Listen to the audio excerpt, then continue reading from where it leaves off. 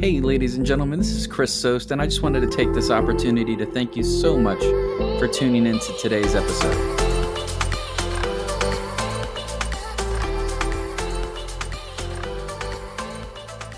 Hey, everybody, thanks for tuning in to another episode of the Gig Economy Lounge.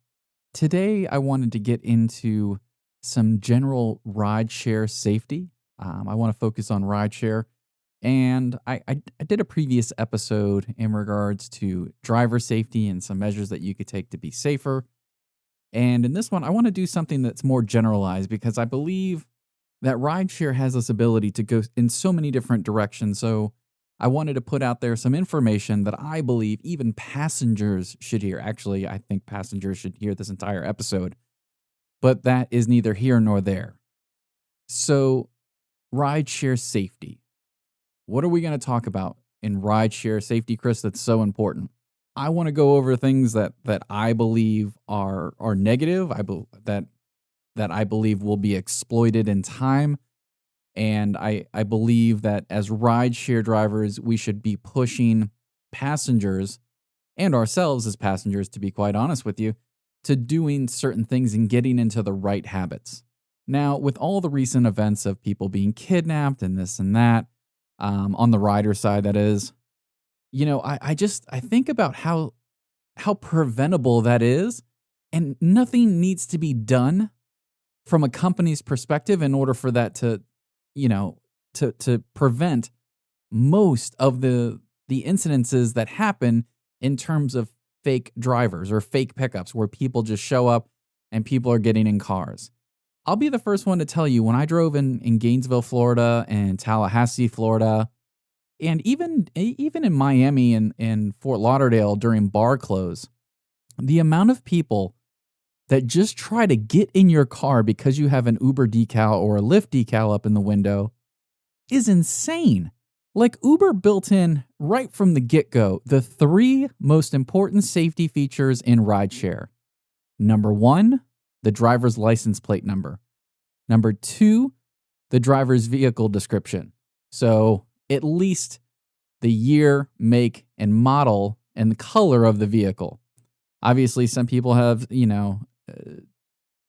third-party or aftermarket designs added, but basically that an black Acura ILX is showing up. So you at least know how to look out for that. So check one, you see that the vehicle type show up. Check two, you look at the license plate, that matches. And then the final check is when you open the door, you look at the driver. If the driver doesn't look like the person in the picture, if those three things aren't matching, you should probably just close the door and walk away. It really is that simple. I'm not trying to sound like real cold-hearted, but security and safety is pretty simple in rideshare when you think about it.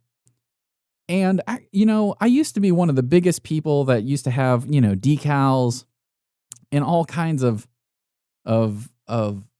rideshare paraphernalia on my car, until basically my aha moment was I had, on 3 separate occasions when I wasn't driving, people randomly trying to get into my car. And they're like, "Oh, you're our Uber driver?" And I said, "Do I look like the person in your app? Does my license plate match? Is this the make, color, the year, make, and model and color of the vehicle that's supposed to pick you up?" "Oh, I don't know. I just seen the Uber decal." So this really bothered me. And so, I've been on this mission, especially ever since, the whole Say My Name movement came up, which I think is complete horseshit, because if you follow the first 3 steps to safety, you don't have to worry about the driver being able to say your name. The likelihood that a fake Uber driver will have the year, make, model, and color vehicle with the matching license plate, with the matching picture, is literally probably mathematically impossible. So it's really simple for passengers to follow. And I stress this. It actually happened to me the other morning. This girl said, "For safety reasons, what's my name?" And I said, "Did you look at my license plate number?" "No." I said, "Well, let's start off by you checking my license plate number making sure that I have the proper year, make, and model, and then we'll go from there. Because guess what? I can tell you this much. She had the right account on her phone, but her name wasn't Mark. That was an account for somebody else. So the gotcha moment was when she came back, she says, yeah, it all matches. I said, great. So the account holder name, which isn't yours, is Mark. And she's like, yeah, that's right. I said, okay. And I'm picking her up in the suburbs, like way out in the suburbs. So the likelihood that a fake driver would show up at that point in time, matching the description of my car, the exact license plate number, and I don't look different than my picture, the likelihood of there being a safety issue at that point is literally mathematically impossible. Like, I literally picked her up 30 miles from the airport. Like, that's how far out in the sticks. Well, not the sticks, it's a very nice suburbs area. But it's surrounded by the sticks. Anyways, so this really got to me as a driver because, turning around and telling me to say your name, like, how about you say your driver's name and then I'll verify your name if it's correct. Like, how about if we're going that route of verifying names, let's both verify. Like, hey, what's the driver's name that's supposed to be picking you up? My driver's name is Chris. Yep. And the account holder's name is Mark. Yep. Boom. Safety. So even if you wanted to bypass all the safety features that are already built into Rideshare, the license plate number, year, make, and model, and color of the vehicle, and a picture of the driver, honest to God, outside of people just being annihilated and just drunk out of their minds, like blackout kind of drunk, there is literally zero excuse for people to be opening up doors to cars without checking that information. And I've heard some cases where people are like, well, I don't have this, I went out and drove and I have a different license plate number and this and that. And, I'm sorry, but as a passenger, I don't care what your story is as a driver. Like, if your shit's not matching, guess what? I'm going to cancel it. And if I get charged, then I'm simply just going to, report my findings to Uber or Lyft as a passenger so that I don't get charged. Or I get credit, whatever they're going to give me back. But, I think that from a driver's perspective, our responsibility is to ensure that the vehicle that we're operating in is current on our Uber app. Not like, I just got this car last week and I still need to get it onto the platform, but it's cool because I'm an Uber driver. No, it's not cool. Like, this is how fucking people get hurt. Maybe not you because you're not a bad person, but guess what? Bad people will exploit that. Which leads me into my next thing, third-party lights that you can buy on eBay, Amazon, fucking Etsy, wherever you want to, wherever people are buying these things these days. It is the, in my mind, it is the single biggest growing concern, safety concern in rideshare outside of passengers not verifying the information in the app from the get-go. The reason why I say that is because you can literally be anybody, any of these creeps, like that guy that picked up that girl in South Carolina, who wasn't an Uber driver. He and people like him could very well go onto eBay because they see how riders are being conditioned to these company issued LED lights or lights in general. I'm sorry, I say LED because I see them all the time, and honestly I think they just look ridiculous, mainly because it's just like this ball of green light until you get super close to the vehicle and then you can kind of make out the word Uber. Like I said, I don't know. I think it was 2016 got the Uber beacon. It was the first, it was version 1.0. I think either there was a Bluetooth issue or they were catching fire. I can't remember what it was. I don't think they were catching fire. That was just a bad joke. But the Lyft amp, the Uber beacon, these, if you're going to have lights, have the lights that literally work with the applications themselves. So the Uber beacon works with the Uber driver app. So when you get a request and you have an Uber beacon, when you get close, the color of your beacon changes to the color of the passenger's screen on their phone. So let's just say green. So you'll see it illuminate green. I think when you're in the last inside of a mile, outside, when you're within 1 mile of your passenger, it changes to that color. Now the passenger has the ability to change that color right inside the app, so they change it themselves. You can't change the color of that beacon. Only the passenger can. This also, when you go offline, the Uber beacon also shuts off. So it's fully integrated to the Uber app. Same thing with the Lyft app, except it's a little bit more archaic because you do have to power it off with the power button. But it does work with the passenger app. Changes the color with the passenger. Also says hello when the people get inside the car. These lights, if you're going to have them, I would feel is ideal as a rideshare driver if you need lights. Now, Uber has gone ahead and done away with the Uber beacon simply because they've moved away from that logo, and I am sure they will have a new type of beacon that comes out in the not so distant future, with whatever logo they're going to use moving forward. But, I see these third-party lights and I just cringe because there's so much good intentions behind getting them. But I just see the terrible, decrepit pieces of shit in this world exploiting the hell out of them. Literally anybody can get onto eBay, anybody can get onto Amazon, anybody can get onto Etsy and buy these things.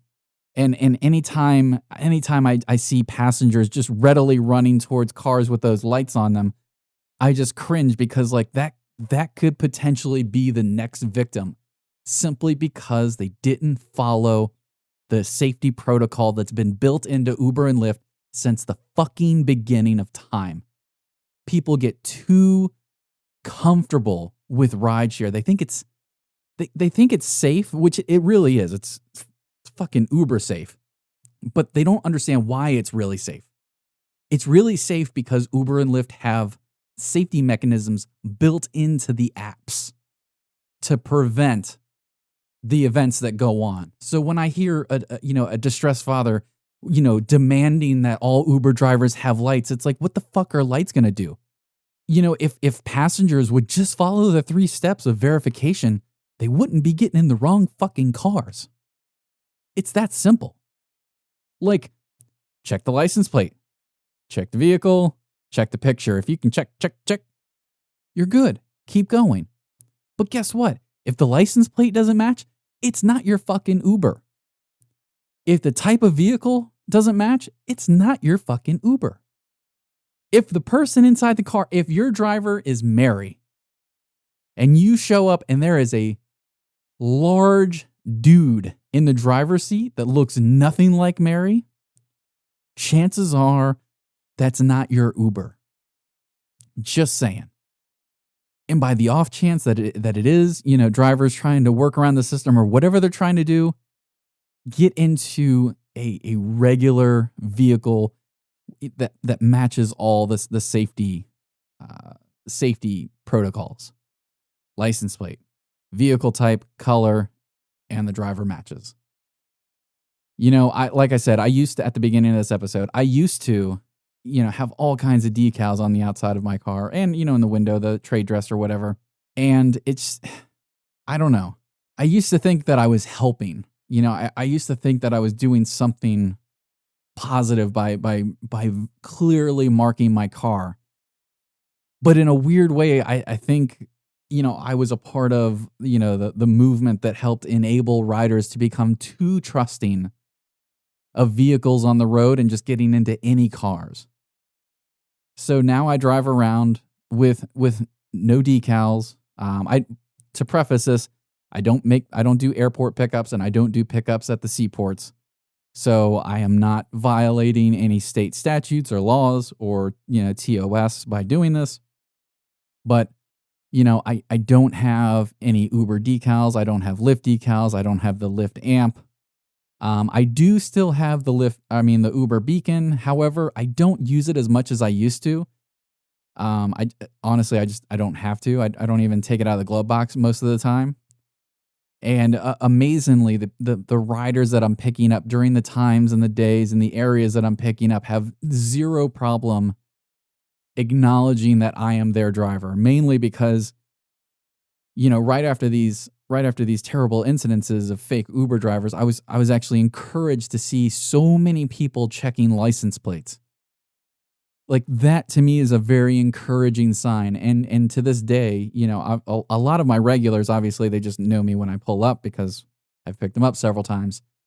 But even my new riders, they're checking the license plate before they get in, and I just feel I am so thankful for that because I feel like I force them to.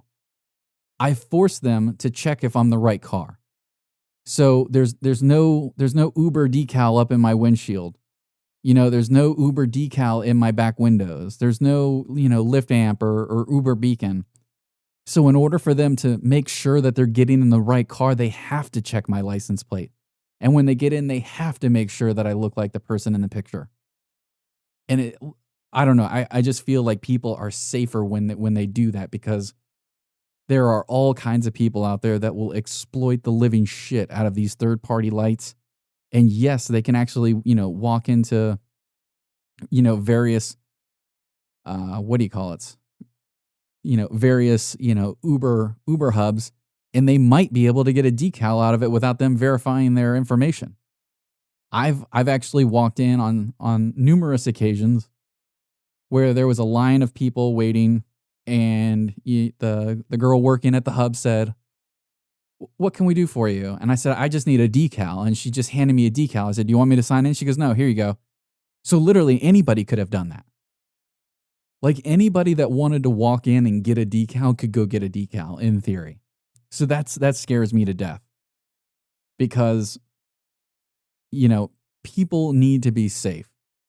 And I actually wanted to do another episode more in depth about driver safety because a lot of people will say, "Yeah, but Chris, what about driver safety?" I truly believe there are things that we can do as drivers to make sure that we're picking up the right people.